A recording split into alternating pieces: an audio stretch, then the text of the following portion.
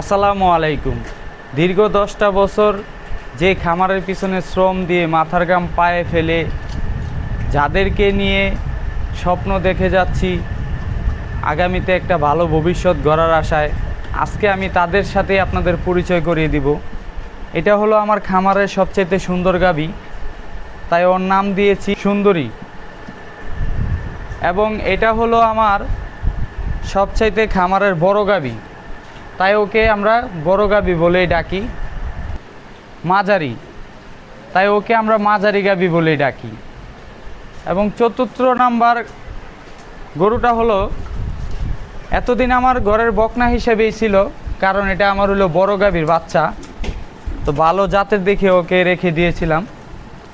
তো এতদিন বকনা হিসেবেই ছিল, ওকে বীজ দিয়েছি, প্রায় 7 মাস চলে, মাশাল্লাহ বাচ্চা কনসেপ্ট করছে।